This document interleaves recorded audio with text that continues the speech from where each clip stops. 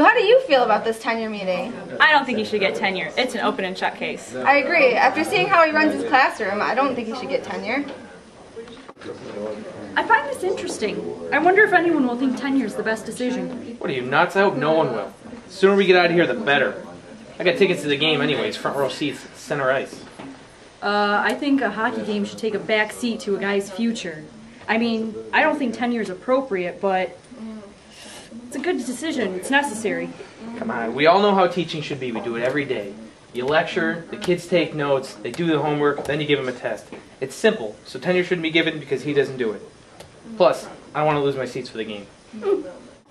All right, ladies and gentlemen, let's take our seats. The sooner we get started, the sooner we can finish and get out of here.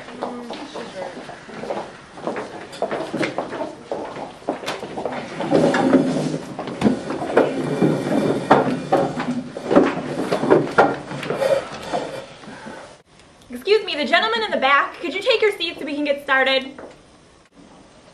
Oh yes, I'm sorry. I didn't mean to keep anybody waiting. All right, let's begin. Today, June 23rd, 2010, we are here to discuss the possibility of tenure for one of our science teachers of 3 years. All of the senior members of the science departments from the middle school and high school are here. We all know there needs to be a unanimous vote of 12 for or against tenure in order for the decision to pass. Is there any preference in how we're going to do this? Let's just vote now. Let's get it over with. Anyone opposed to voting openly? Okay, yeah, that'll work.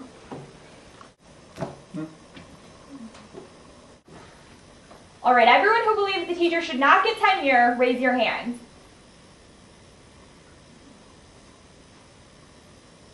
Okay, 1, 2, 3, 4, 10, and myself, that makes 11. All those for tenure, please raise your hand.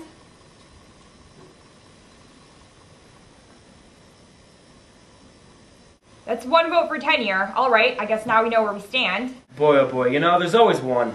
So what do we do now? Well, I guess we talk. Boy, oh boy. Do you really think that he should get tenure? Honestly, yes, I do. His methods of constructivism and inquiry are good for science and good for teaching as a whole. I think that he should really get tenure. What's this constructivist stuff anyway? I don't even know what you're talking about. I believe constructivist teaching uses students' experiences to create knowledge and understanding. I saw a teacher use it once. All the kids were doing something. They weren't getting any facts from the teacher. We all know how absurd that is because the teacher must be the center of the lesson. I've seen our new teacher's classroom this year. The students are always talking and working in groups. It's one of the loudest classrooms I've ever seen. About half the time, the teacher isn't even talking. Now, I'm all for improving teaching methods, but how can the students even learn like that? The teacher clearly has no control over his classroom. Now, I believe he does have control over his classroom, he just teaches in a different way. With constructivism, the students take control over their learning rather than just getting all the facts from the teacher. The teacher lecturing and the students taking notes. That's the way science has always been taught. All subjects for that matter. Yeah, this is the way we've always done it. Why should this new teacher come in and think he can do a better job than me? I've been teaching for 25 years, and I know how to keep a classroom quiet. Why doesn't this teacher just use the lessons that all of us use? I've offered him lessons. He doesn't take any of them. Take a look at this worksheet right here. I've been using this worksheet in my biology class for the last 25 years. When I make my students do this worksheet, they learn the facts. And the facts are what they need to pass the state exam. Now, just because the students are doing worksheets doesn't mean they're not learning. From what this teacher has told me, they are really engaged in this science inquiry idea. Hey, what are you talking about, science inquiry? Boy, oh boy, I tell you, this is getting annoying. You know, there's been a lot of talk about science inquiry lately. We've learned about it in the workshops we went to. It's all over the national science standards. Yes, but we still don't know how to do inquiry. Everybody tells us to do it, but we never see a good example of it. Well, one of the keys to inquiry is using topics that the students are interested in. Now, it might be tough to hand control the classroom over to the students, but once you do, they will really be engaged. Have you ever read John Dewey? He says that a curriculum that comes from the kids' lives gives them more motivation. I've been looking for motivation. In a classroom, motivation is important. I used to work at the poorest school in the city. Motivation there was a big problem. I can say almost for sure that relating the material to the students' lives would raise motivation. And That would lead to better attendance, better attitudes, and more students passing that exam. I think we can all agree that relating the material to the students' lives is an important and good thing, but there's other issues here that need to be discussed. Does anybody have another issue they want to bring up for debate? I have an issue related to curriculum. We all know the amount of curriculum that needs to be covered to get the students ready for the exam.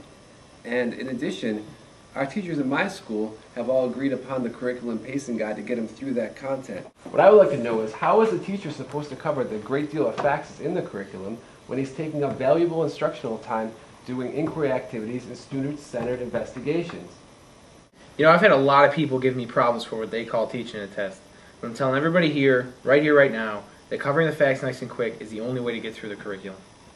Why don't we just get the curriculum in here and take a look at it? Maybe if we see how much content there actually is, it'll give us a better perspective on these questionable practices. Yeah. Sure.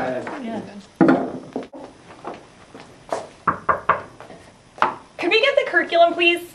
Yes, ma'am.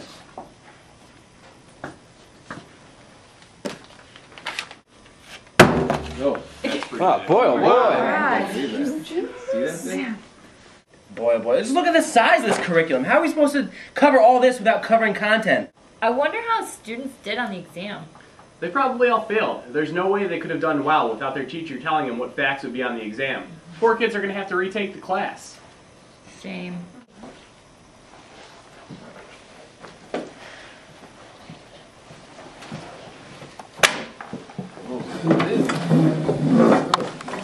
What is this? What is going on here? I don't want to look at this. What is this? These are the graded state exams from our teacher's class. Where did you get this?